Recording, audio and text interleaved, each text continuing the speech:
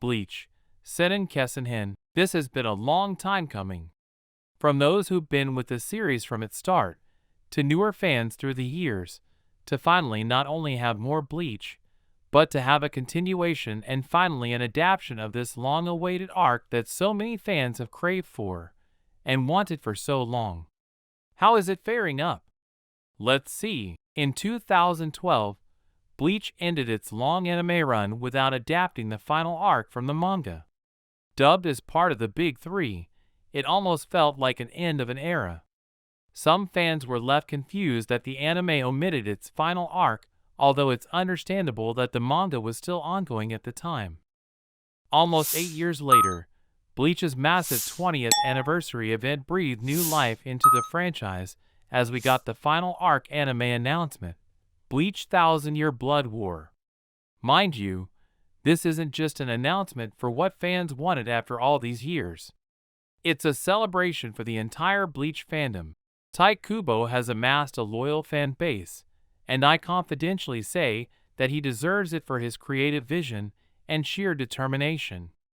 Initially, he didn't expect Bleach to blossom into the franchise as we know today, but mangaka Akira Toriyama provided the encouragement for him to succeed. Tite Kubo's creative vision to make characters dressed up in kimono and supernatural monsters associated with spiritual themes is what made this franchise so special.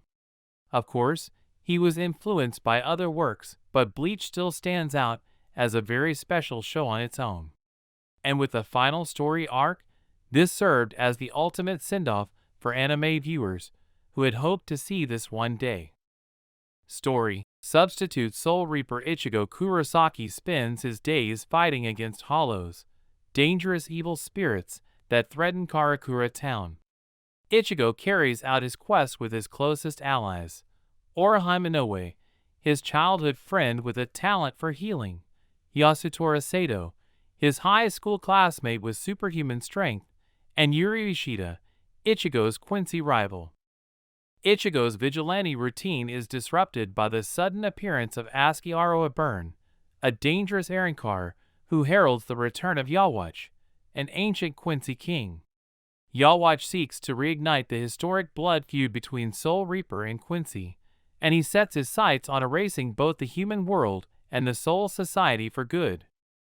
Yawatch launches a two-pronged invasion into both the Soul Society and Hueco Mundo, the home of Hollows and Arrancar. In retaliation, Ichigo and his friends must fight alongside old allies and enemies alike to end Yawatch's campaign of carnage before the world itself comes to an end. What's new in this season? Bleach 1000-Year Blood War is based on the final story arc of the manga, pitching Ichigo Kurosaki, the Soul Society, and his allies, friends against a new enemy known as the Wandenrake. They make an immediately impact by disposing a lieutenant and challenges against the very best of Soul Society.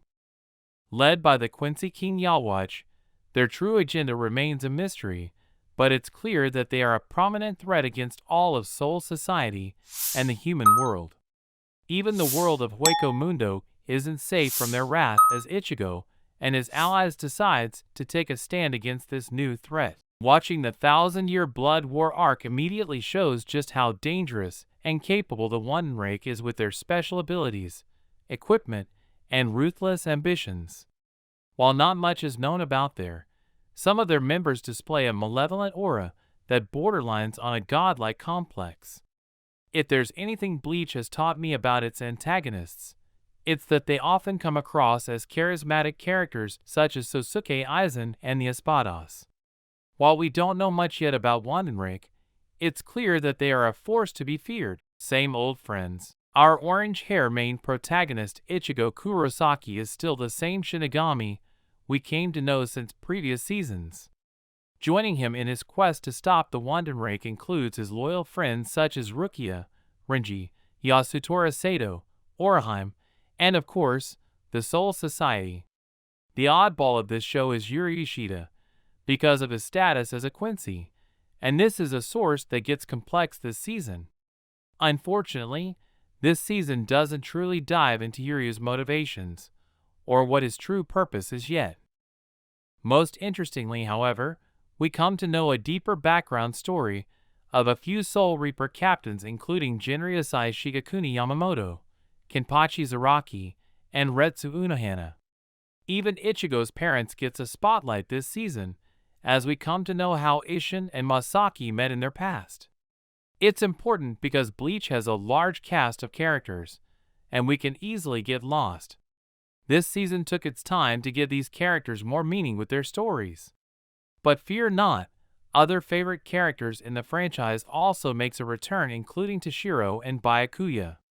They've received storytelling about their backgrounds in the past before, so this season mainly reminds us how strong they become. Bleach 1000-Year Blood War is exactly how it sounds. A war with bloodshed and been in the making for 1,000 years. Narratively driven, this arc goes to show the importance of how the past can affect the future in the Bleach world. It goes to say that with every story arc, there's usually some sort of main antagonist, but also lessons to be learned. Ichigo has learned a lot from his first days as a Shinigami, and this season he will learn again what it means to be one.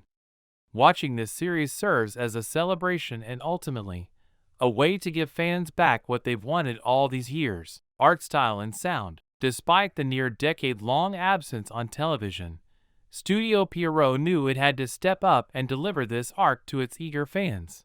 Thankfully, the quality of this season received a well-deserved upgrade. Character designs looks like it got a next-generation upgrade with their detailed outlines and expressions. Battle scenes have been enhanced to bring the fights alive from the manga.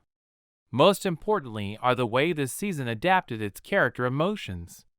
There are several episodes where we see how characters are pushed to their limits when emotions take over. This season captures the essence of those emotions at their fullest. Similar, the theme songs and battle soundtrack still remain stellar like the old days. You can say whatever you want about the Bleach, but the music has always been top-tier class for this franchise. Honestly, it feels as if Bleach never missed a beat. As if it's come right back from how it was before, but with it, of course, a more modern and stylish touch that you would expect from shows these days. But even with that, it doesn't look bad at all. If anything is just stated, it's as if Bleach looks as it should, if not better, showing already the care and consideration brought into this. They were deadly serious, and not just on the art front.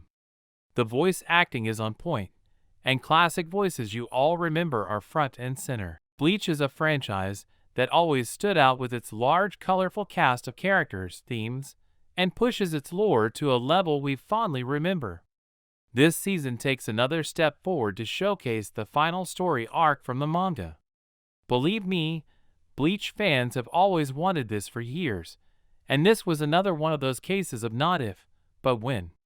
The 20th anniversary was the perfect storm to announce this show, and since then, we've been graced with one of the most memorable arcs so far in just 13 episodes. Fear not, for this is just the first season of the 1000-Year Blood War arc. There's so much more left to tell, and we're only just getting started. Thank you for subscribing to the channel and liking the video.